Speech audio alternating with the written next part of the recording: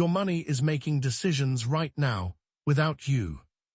Every time you swipe a card without checking your balance, every time you let a subscription renew without thinking, your money is choosing your future for you. Most people believe they control their finances. They do not. By the end of this video, you will know exactly how to take that control back, step by step. Here is the problem. Most people think budgeting is about spreadsheets and discipline. It is not. The real issue is smaller and sneakier than that. Your money follows habits you built years ago, habits you never chose on purpose. A default subscription here, a treat yourself purchase there. None of these feel dangerous alone. Together, they run your financial life on autopilot. Stay with me, because the third habit in this video is the one that makes every other money skill work automatically, and most people skip it completely. Taking control of your money means one simple thing. Every shilling or dollar you earn has a job before it lands in your account. Think of your income like water flowing into a bucket with small holes in the bottom. If you do not plug those holes on purpose, the water leaks out on its own, and you never notice where it went. Beginners misunderstand this because they focus on earning more. Earning more without a system just means a bigger bucket with the same holes. Long-term wealth is not built by income alone. It is built by 5 specific skills, and you are about to learn all of them. 1. Creating a monthly budget. Here is where control actually starts, and most people never finish this step. A budget is not a punishment. It is a plan that tells your money what to do before you earn it. Without one, your money gets spent by whichever bill or urge shows up first. James, a 26-year-old teacher, started with the simplest version possible. 50% of his salary to needs like rent and transport, 30% to wants like eating out, and 20% to savings and debt. Within 3 months, he knew exactly where every shilling was going for the first time in his life. Think of a budget like a map before a road trip. You can still drive without one, but you will waste fuel taking wrong turns you could have avoided. Write down your income and your 3 biggest expense categories today.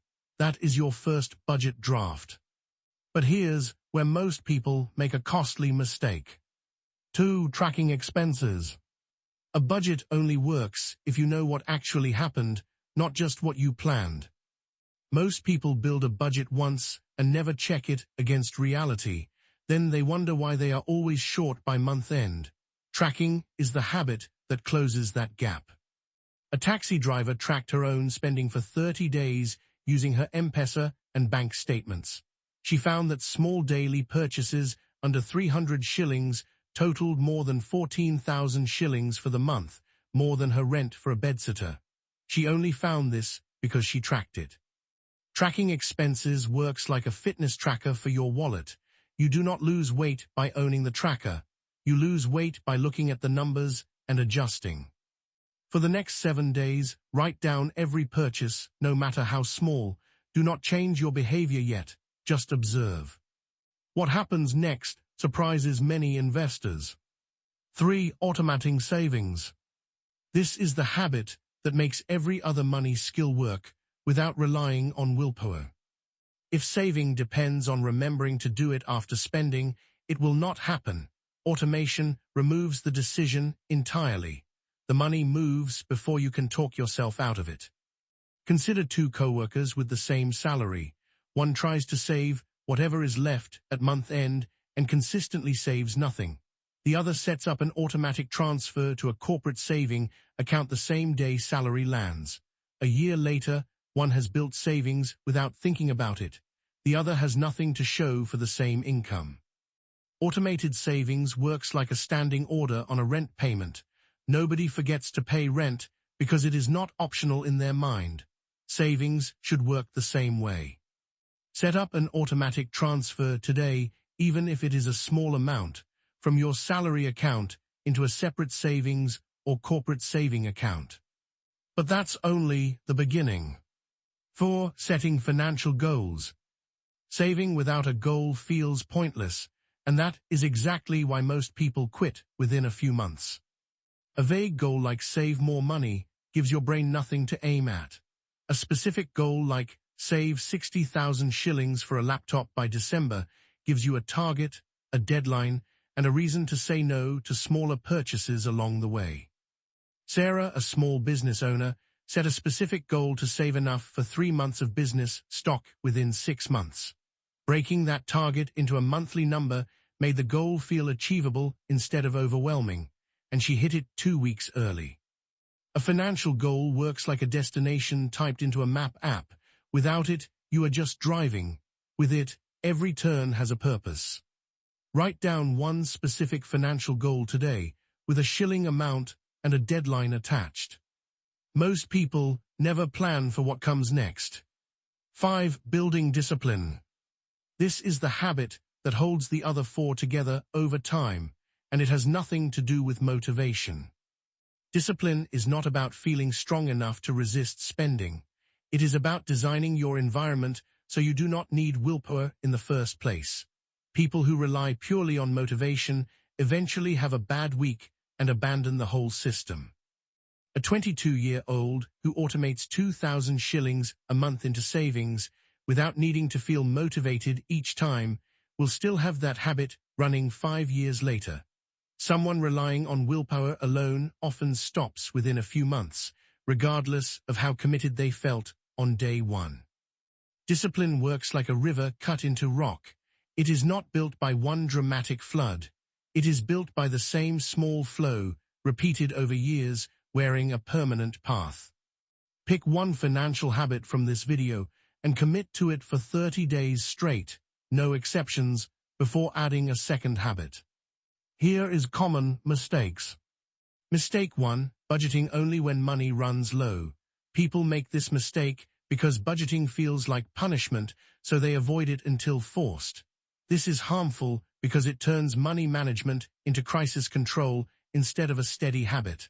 Avoid it by reviewing your budget every week, not just when your account is empty. Mistake 2, tracking expenses for a few days, then stopping. People do this because tracking feels tedious once the initial curiosity wears off. It is harmful because most financial leaks only become visible after a full month of data. Avoid it by committing to a full 30-day tracking period before judging the results. Mistake 3, saving whatever is left at month end instead of automating it. People do this because it feels natural to pay bills first. It is harmful because there is rarely anything left. Avoid it by automating a fixed amount the moment income arrives before spending starts. Mistake 4, setting goals with no deadline or number attached. People do this because vague goals feel less intimidating to write down. It is harmful because a goal without a number and a date is just a wish, easy to postpone indefinitely. Avoid it by attaching a specific shilling amount and date to every goal you set. Here is what to do this week. 1. Write down your income and your 3 biggest expense categories to build your first budget. 2. Track every purchase for 7 days without changing your behavior yet. 3. Set up one automatic transfer into a separate savings or cooperative saving account. 4. Write down one specific financial goal with an amount and a deadline. 5. Choose one habit from this video and commit to it for 30 days straight. Small, consistent actions build control. You do not need a perfect plan. You need a plan you actually follow. Control over money is not about earning more. It is about 5 specific skills: a budget that directs your income, tracking that shows you the truth, automation that removes willpower from the equation, goals that give your saving a purpose, and discipline that holds all 4 together over time. Knowledge without action changes nothing. Discipline without patience burns out. Consistency, applied over years, is what actually builds wealth. Your money will always go somewhere. The only question is whether you are the one deciding or whether autopilot is deciding for you.